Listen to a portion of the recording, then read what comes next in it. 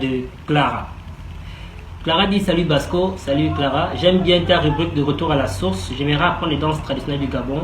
Il y a certaines danses que je trouve un peu vulgaires, comme la danse Ikoku, ce qui ne permet pas de me mettre à fond et d'apprendre cette tradition. Sans pour autant juger la sœur, parce que je ne suis pas bien placé pour juger la sœur, elle n'est pas la seule à penser comme ça. La grande partie de la population chez nous pense que l'Ikoku, comme on dit chez nous, c'est une affaire de bouger les reins. Non. On pense que c'est une affaire de bouger les reins. La danse traditionnelle Ikoku du Gabon est considérée par les Pounous comme leur danse par excellence. Lorsqu'ils parlent de danse chez eux, c'est à l'Ikoku qu'ils font référence.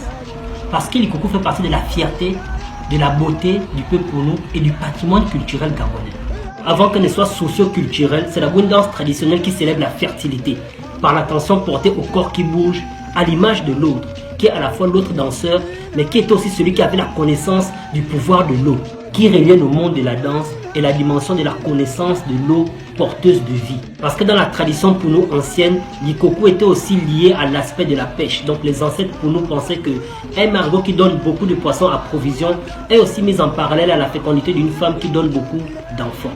Donc la danse Ikoku était garant du bien-être social. La performance mettait en acte le processus rythmo-mimique d'internalisation et d'externalisation de l'univers socio-cosmique des Pounous. La danse Ikoku était aussi élaborée autour de la notion d'une complémentarité entre l'homme et la femme et de celle d'un enveloppement maternel.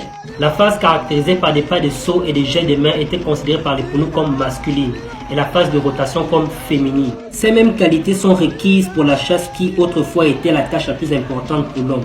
Quant à la femme, elle fait appel à certaines qualités culturelles considérées davantage propres aux femmes chez les Pounous. Ça veut dire, par cette danse, les ancêtres Pounous ont implanté tout le système conjugal qui met en phase le miroir des principales tâches du rôle de l'homme pour la chasse et de la femme pour la pêche et l'enfantement. Il ne s'agit pas ici d'une danse vulgaire.